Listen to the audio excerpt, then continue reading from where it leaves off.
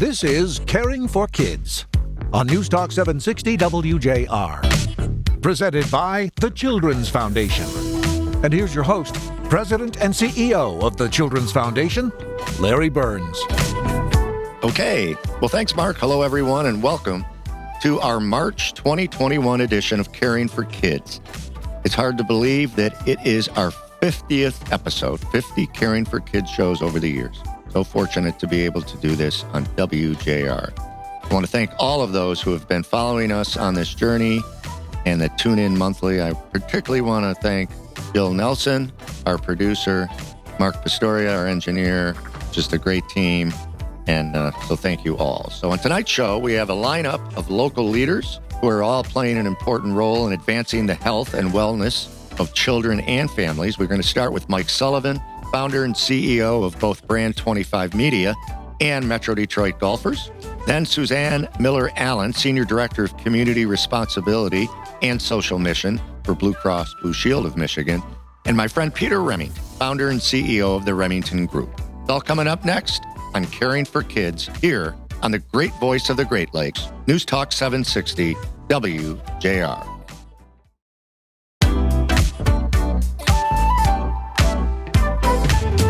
It's Caring for Kids with Larry Burns. Welcome back, everybody. Larry Burns here. I mentioned this is our 50th show.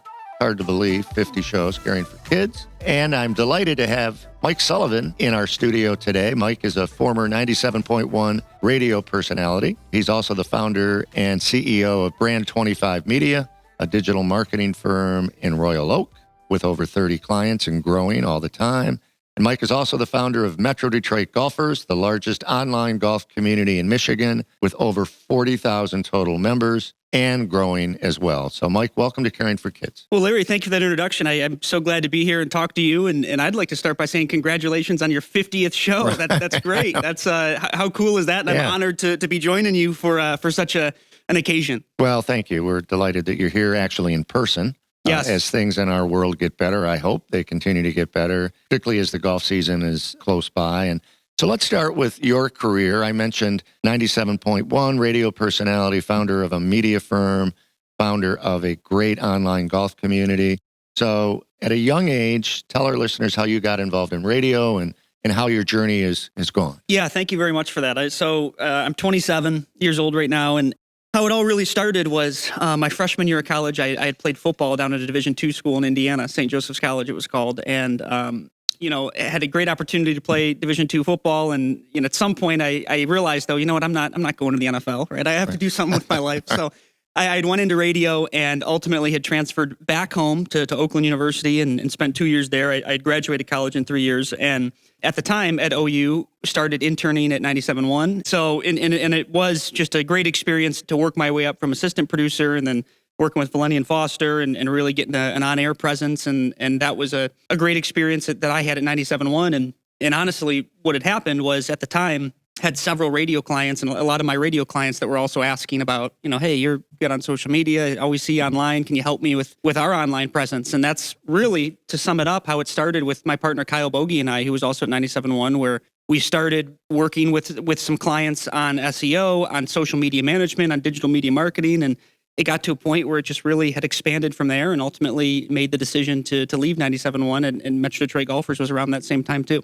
Great. And tell us a little bit more about the marketing firm. I'm fascinated by that. Yeah, no. So I think that right now, businesses now more than ever realize they have to be online, especially with COVID. And I say that very sincerely and humbly because I think that I hate to see all these small businesses that have struggled. But if there's one thing that COVID has done, I think it's shown the importance of companies needing to go online and have a presence. So that's really where we've been able to come in and help a lot of small businesses. As you said, we have over 30 clients now with social media management, getting them online, with SEO, search engine optimization, with running digital ads and digital marketing, certainly with some media production, with some, we just recently did a couple of, 25 plus video project shoots with clients. So really just been able to help clients with their online presence. And And that's why we call it Brand 25 Media, because the average person spends 25% of their day on their phone. Okay. So I was going to ask you how you came up with the name. We joke that, Very we probably are going to have to rename the company Brand 95 Media one day, because it's exactly. 95% of your day on your phone. We're talking with Mike Sullivan, talking right now about Brand 25. We're going to talk about Metro Detroit golfers in a few minutes.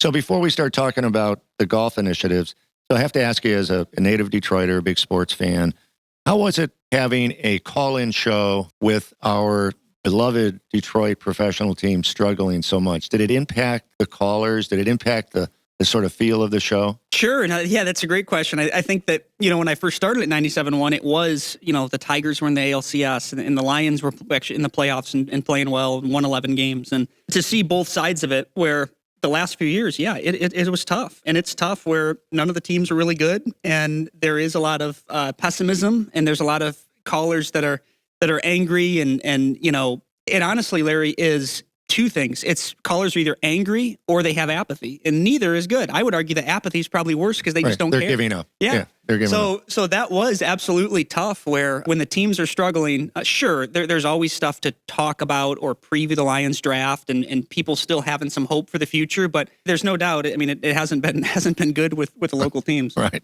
Well, you did a great job with all of that. So we're talking with Mike Sullivan. Now we're going to talk about your golf initiatives. You've had great success in a relatively short period of time. So if you don't mind, Mike, tell us how you came up with the idea, how you got started, and what you see over the next several months or if not years. Absolutely. So, I've loved golf. I grew up caddying, and I've always loved golf. And myself and Kyle, when we launched this last May, that really was the premise of it, where, look, Michigan is such a huge golf state. I don't think people really truly realize how big of a golf state it is. It's the third biggest golf state in America in terms of courses, per states, behind Florida and California. So Michigan is such a huge golf state, and we thought that there's just a massive appetite to talk golf, and there never was a social media space, an online place, an online community to really just gather all of these passionate golfers and talk. So when we launched it back in May, we thought it would do well. We thought we'd certainly get a few thousand members and whatnot, but to be at over 40,000 this quickly, no, I didn't think it'd be that quickly. But that really is the point of it, to create a positive space, to serve as a place where people can talk golf, can meet each other, can ask questions, can discuss golf, and really just capture that passion of the Michigan golfer. We're talking with Mike Sullivan, and so you contacted us when you heard that the Children's Foundation was now the affiliate of the First Tee Greater Detroit. You wanted to get involved, which was awesome. And so you're helping us out. And so tell our listeners, if you don't mind, about the ways you're helping First Tee Greater Detroit. Absolutely. I think it's just a great organization, and there's so much good that is done with kids and just being able to help promote the game. That's what we want to do too, help promote the game. And a couple things we've done, whether it's been encouraging some volunteer coaches, which I know have signed up, and also which we needed greatly. Yeah, and we will still continue to encourage that and encourage people, if you have some spare time, to be a volunteer coach. I think that there's so much, again, passion and people that can lend some time. So certainly, that way, and then also just with some donations as well. We've been very fortunate to have a merchandise line, and we've been very fortunate to do some out, events, and we haven't even been able to do outings with everything going on, but we will. And there's certainly going to be some charitable ways, including the virtual golf show, where we are going to be able to donate a significant amount of money and raise some donations and, kind of rally up the local golf audience to get behind a great organization like First Tee Greater. Yeah, and one of the things we're really proud of at the Children's Foundation and now First Tee is we're integrating different organizations with golf. So Midnight Golf is a good partner of ours. PAL has become a partner with First Tee Greater Detroit. And so one of the things that we're going to try to do is to make sure that First Tee Greater Detroit is seen as a community asset and a great partner, and we appreciate all the things you're doing for us. Well, thank you. No, I mean, Children's Foundation and First Tee, I think it's so important to really help in any way we can with kids getting into the game. I think that you'd agree, obviously, there's so many lessons that you can learn from the game of golf in terms of integrity and honesty and just class. So I think that there's a lot that we can continue to do, and we're excited to continue, partnering and lending a hand and helping you all however we can. Great. Well, thank you. Mike Sullivan from Brand 25 Media and Metro Detroit Golfers, thank you. And Age 27, he's done all this stuff, makes me feel like I haven't done very much. Oh, please. No, you've done a ton. And then, Larry, I appreciate, I mean, come on, 50th show right now. Right. It's great. Yeah, well, you're making it special. So thanks, Mike. Look forward to working with you as we grow First Tee, and then we help you grow your businesses. So that's what it's all about. Absolutely. Thank you so much for having me on, and we'll look forward to that. Cool. Next, we're going to hear from Suzanne Miller-Allen of Blue Cross Blue Shield of Michigan. That's when Caring for Kids continues, here on the great voice of the Great Lakes. News Talk 760 WJR.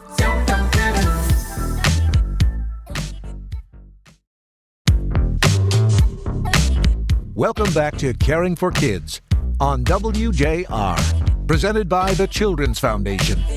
Welcome back, everyone. Larry Burns here, 50th show. I've said that several times. Here now is Suzanne Miller-Allen. Suzanne uses her substantial experience in management, public relations, and fundraising every day as Blue Cross Blue Shield of Michigan's Senior Director of Community Responsibility and Social Mission. Suzanne's focus is on driving the Blue Cross mission for improving health and access to quality care. To accomplish this, she leads strategic partnerships between the Blues and stakeholders. She manages numerous external and internal events and oversees corporate giving, leadership service on charitable and business boards, and employee volunteer programs in the great state of Michigan. Suzanne holds a master's degree in public relations from Michigan State University, as well as a master's degree in labor relations and a bachelor's degree from Wayne State University. Suzanne, you've had a very interesting career working with elected officials, community leaders, and how did that early experience prepare you for the position you now have as Director of Community Responsibility for Blue Cross Blue Shield of Michigan? Well, my previous work in state government and in the legislature gave me an opportunity to work with people all across the state.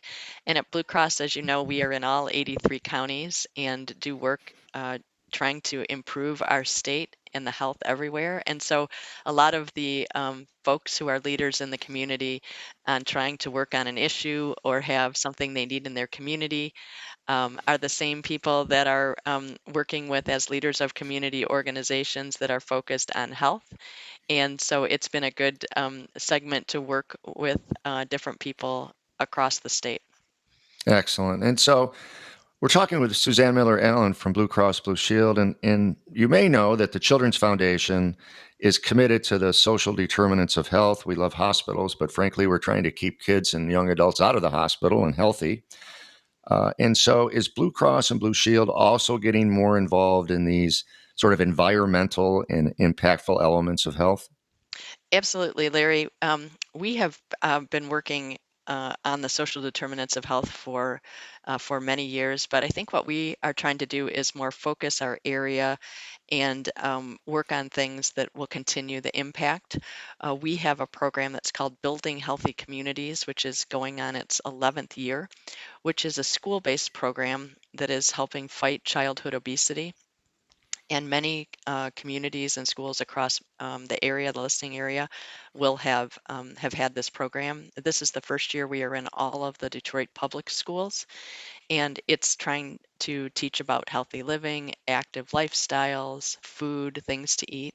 And so that's something that we have been doing. We also have funded work across Michigan through our Strengthening the Safety Net grants, which works with the free clinics to help reach the uninsured and underinsured, as well as our partners in the federally qualified health clinic area, as we're trying to reach some of these vulnerable populations. Well, I think that's so important for our listeners to realize. Not only I have my Blue Cross card in my wallet, and when I go to the doctor, it works, it's great, but it's also important for the listeners to know that your organization and your job, a good part of it is exactly what you mentioned, trying to keep people healthy and with kids in schools and things of that nature. And so I commend you and Blue Cross Blue Shield for what you're doing in social determinants. Well, thanks.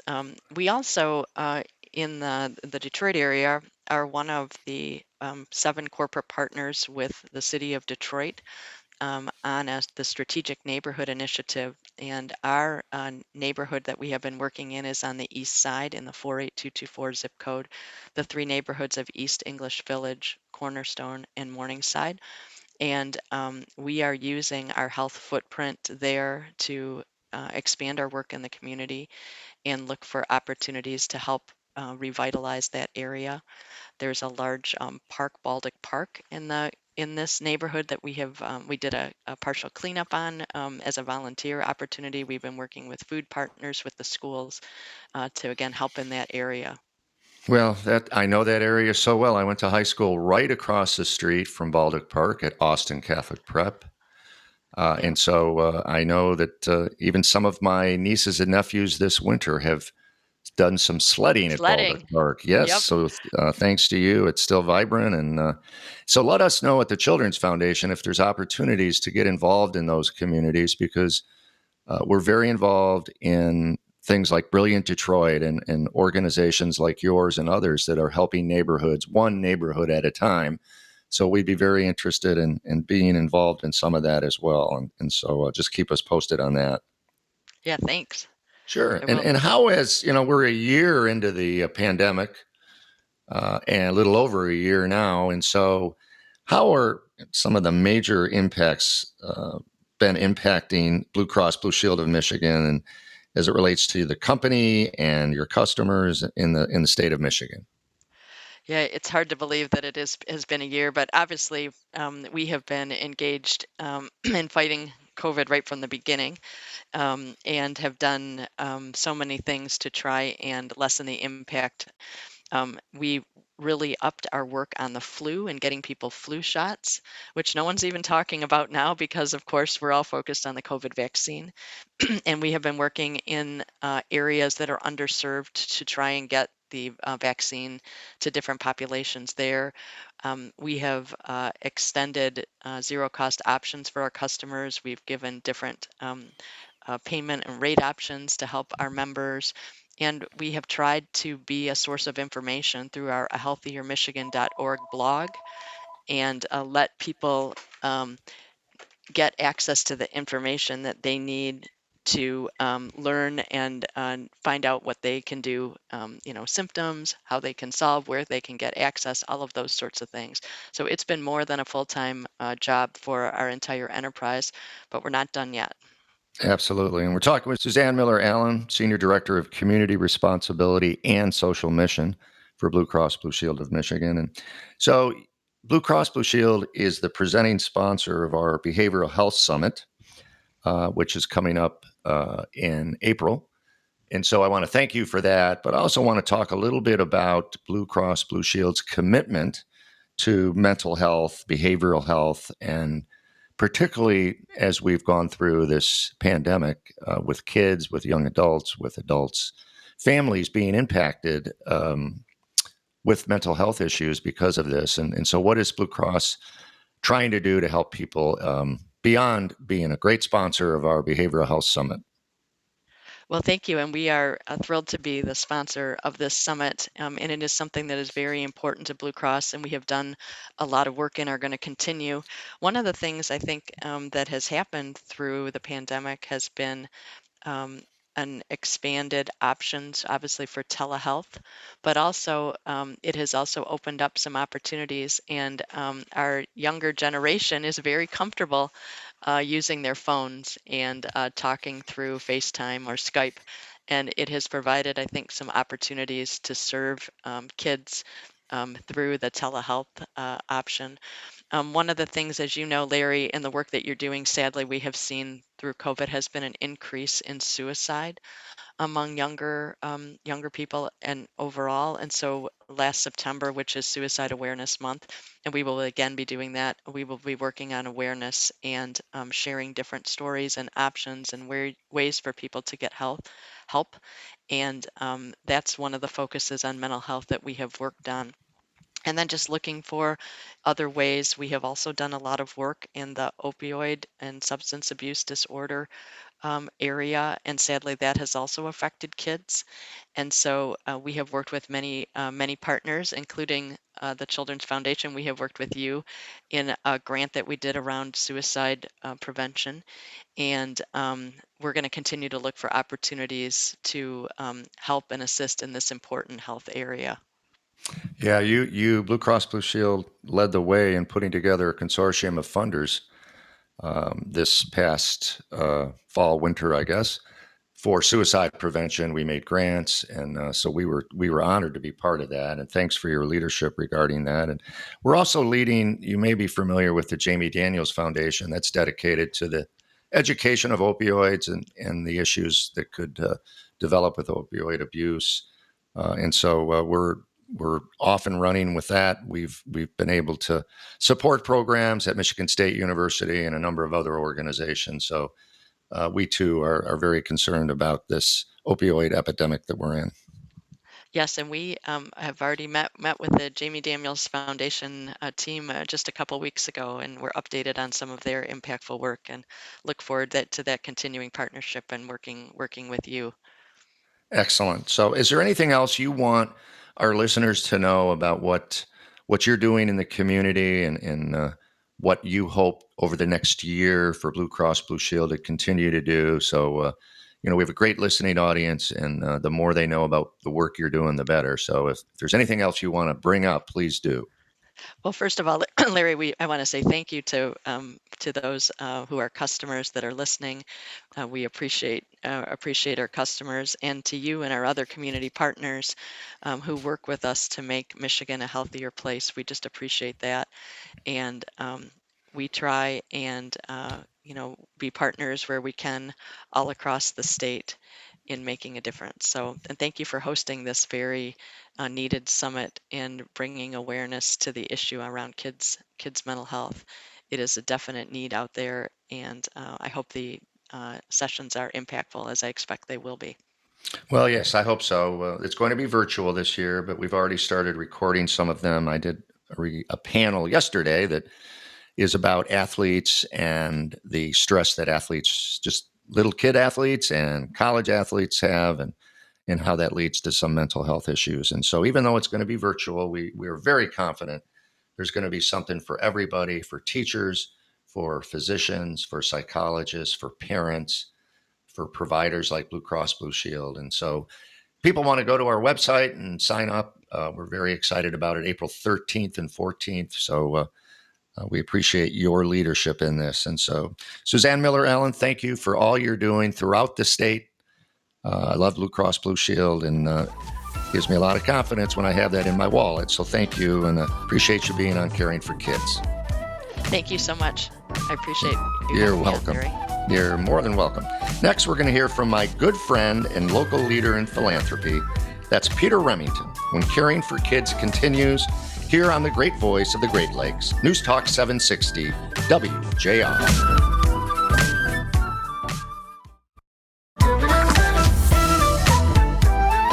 Welcome back to Caring for Kids on WJR. Presented by the Children's Foundation. Once again, here's Larry Burns. Welcome back, everyone. Larry Burns here, and we're continuing with our 50th show, by the way. And with me now is my good friend, Peter Remington. Let me tell you a little bit about Peter. Peter created the Remington Group in 1995 as a full-service consulting firm in order to provide strategic partnerships and expertise at various philanthropic areas. Peter is an industry leader celebrating more than 50 years, which I find hard to believe that it's that long, of philanthropy-related experience, served in several key leadership positions. Prior to creating the Remington Group, his experience includes tenure as the Vice President for External Relations at the University of Detroit, Chief Development Officer with the Detroit Symphony Orchestra, and when I met him, he was a unit director for the United Foundation, now known as the United Way. That's when our friendship started. Over the years, Peter has served on more than 40 boards and commissions, including the chairman of the Neighborhood Housing Organization, as well as personally participated in many efforts to continue the advancement for the great city of Detroit and the state of Michigan, especially children. So, Peter, welcome to Caring for Kids. It's great to be with you. It's great to see you, and I always enjoy being with you and reminiscing a little bit, but talking about the great things that you're doing now. And so let's talk a little bit about the past. So I mentioned in the bio that you worked at the United Foundation. I worked there, started in 1979. You were one of the leaders there and doing great things, winning the Benson Ford Award, which was something that we coveted back then. Indeed. And so talk a little bit about the early years of your career, and then we'll talk more about the current situation. It's interesting. Many people ask me, how did I get into fundraising? And it was really pretty non-dramatic. And to this day, Steve Polk and I still laugh about it. I was fired from R.L. Polk, and I was crewing on a ship that was going to go to the Huron to Mackinac race. And one of the other crew members was John Hall, who at that point in time was vice president of operations. Yeah, and bigger than life. Exactly. So John and I, after 3 days at sea and a lot of beers, he said to me, what are you going to do? I said, I have no idea. He said, why don't you come and work at the United Foundation, be a fundraiser? And I said, got nothing better to do. Right. So in 1972, that's where it started. And when I look back, Larry, and I look at many of the success stories that came out of the then United Foundation, now United Way, you, Chuck, on and on and on, number of individuals who have done well. And to me, federated giving is its own animal. But what it taught us, and is something I teach everyone that works with me, the young people, is how you deal with volunteers. Right. It taught us really the volunteerism. It was the Harvard training in how you deal with volunteers. And from then, in 1979, as you were coming on, I was recruited by Frank Stella and my old buddy Boris Sellers, right. Who was another United Foundation alum. Exactly. Who was at the DIA at that point in time to go to the symphony. I remember the conversation with then chairman of the board of General Motors, Roger Smith, when he said, this is a blue-collar town. We don't need a symphony. And I said, Roger, aren't you the ones that want to attract Harvard MBAs? We're not going to get there without a world-class symphony and a world-class cultural center like the DIA. So that was a great learning experience. And then Frank Stella, then who was on the board of UD, came and got me involved. That was 12 incredible years, and not only helping the university, but helping change the neighborhood. Right. Many of which now you see Live 6, you see the revitalization of the Avenue of Fashions, all were sort of started in that area. So I was really fortunate. And then, as you know, they merged with Mercy. Right. And so after a couple of years, I left, and a name that you certainly know, Tom Angut, came to me and he said, Peter, we need help. We're just forming the Barbara Ann Karmanos Cancer out of Wayne State, the DMC, and then the Michigan Cancer Foundation. Right. So that's when I started the firm. And it was our first client. And ironically, I've now rejoined Karmanos as a client again on a major campaign. Yeah, so after all these years. Well, that is a great journey, and all the names you mentioned I knew or know, and they were mentors of mine. So we've talked about how the evolution of the Remington Group has occurred, and now how does your agenda look for your clients, and is it broader than it was? And then we're going to talk a little bit about COVID and how that's been impacted. So we're a very different kind of firm. We're small in terms of numbers, but we're large in terms of reach. Like, we were very involved with the funding at the request of General Motors of the Martin Luther King Monument. We've been involved in everything across the board. We did the NCAA Final Fours. We're very hard to put into a box. We're into healthcare. We're into higher education. We're into human services. We're into civic organizations. And a little bit of everything. Are you doing executive searches too? No? Well, not formally. I always laugh about that because our clients put the arm on us to help them search, but we do not do formal executive searches because I see it as a conflict, because I would just be moving people from one to another. No, and that happens a lot in our philanthropic community. Right. I know in Toledo, where I spent a long time, it was a real issue because people just going from one place to another and not bringing in new people and cultivating new people. And so the pandemic, we're now a year into it. You and I have talked about the challenges it has put forth.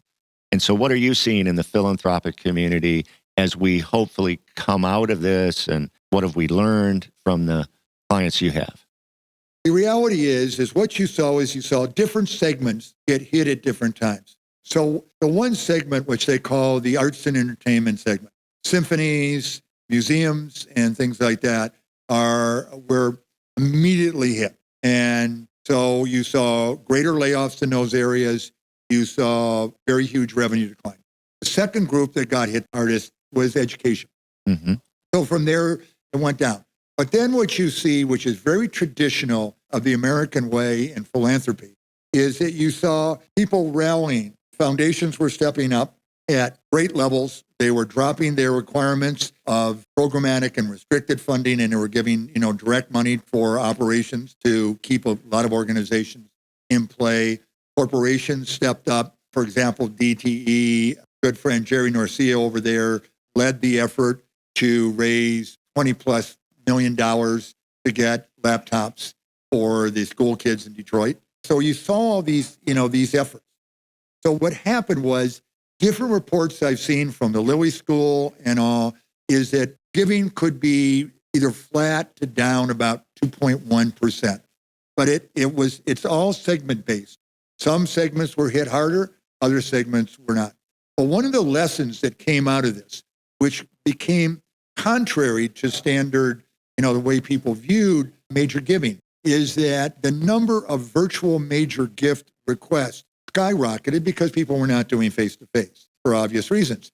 And what's happening is the success rate actually has been very high. And so what we're seeing is the virtual world has taken over. Internet fundraising was up 21% overall last year. Mm-hmm. And so what you're seeing is that, and then the idea of virtual events.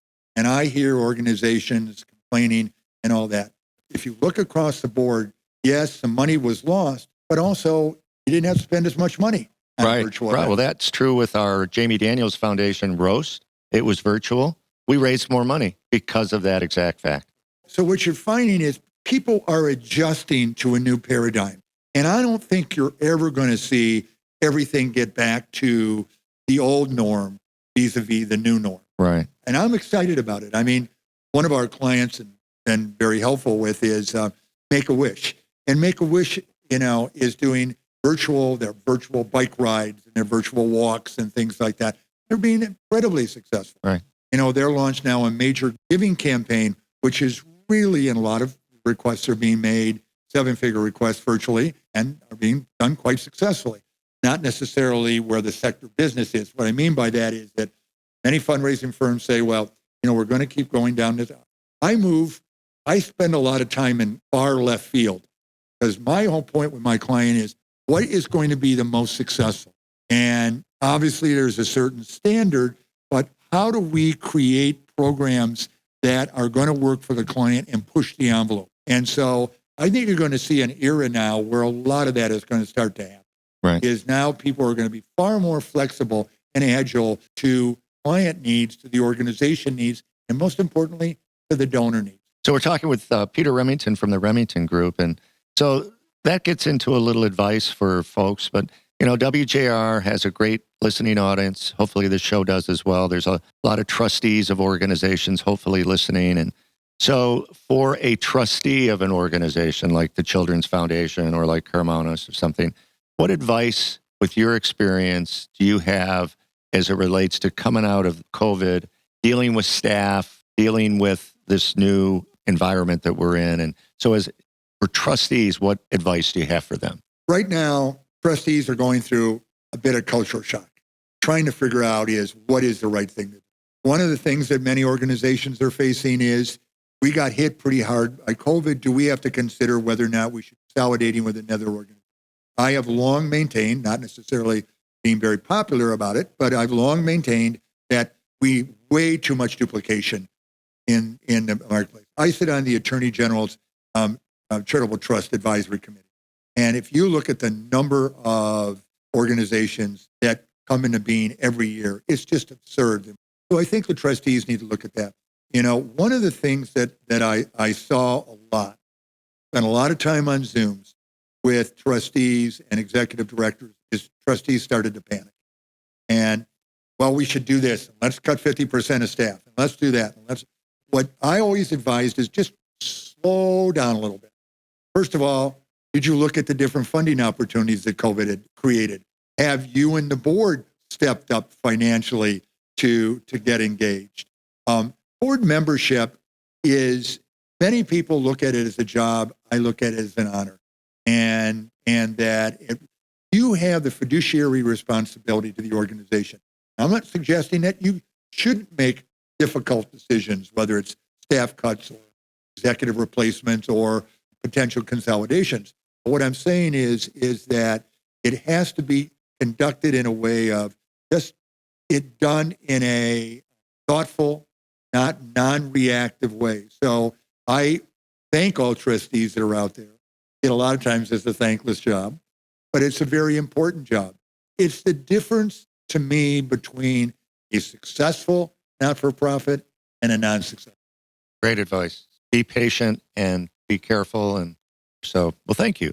So Peter Remington, you've had a great career. I know you're still going strong.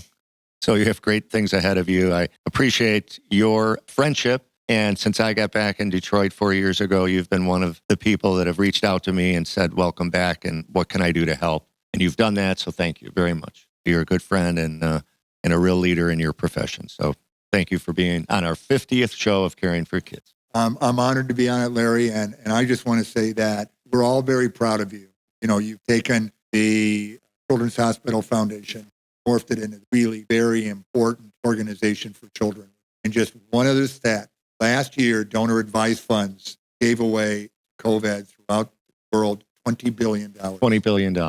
Well, and as you know, donor advised funds is at the top of my list of having more of them at the Children's Foundation to allow people to support the organizations they want to help with children, young adults, and families. So thanks for your leadership on that as well. Peter Remington from the Remington Group.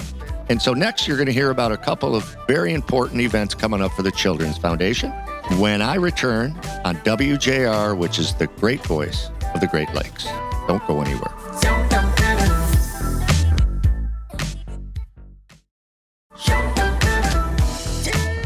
Well, thank you all for listening to our 50th show. I hope we have 50 more. Thought it was a great show, so thanks to our guests. A couple things about the foundation. I'm pleased to let you know that we're still hard at work planning for two wonderful events this spring. On April 13th and 14th, we'll be holding our Child and Adolescent Behavioral Health Summit. This is a 2-day virtual event featuring a variety of keynote speakers and presentations on mental wellness topics. There's going to be something for everybody. So this is something you don't want to miss. We're also gearing up for our 5th annual Derby for Kids. This year's Derby is scheduled for May 1st. That's the first Saturday and the first day in May. We're planning for a great event outside, safe, at the fabulous Country Club of Detroit, helping support world-class brain cancer research at the Children's Hospital of Michigan and Mott Children's Hospital in Ann Arbor. To learn more about both of these events, go to our website, yourchildrensfoundation.org. And so those are two things we're very, very proud of. So thanks for listening. 50 shows in and 50 to go. Be safe, stay healthy, onward. Caring for Kids with Larry Burns on WJR has been presented by the Children's Foundation.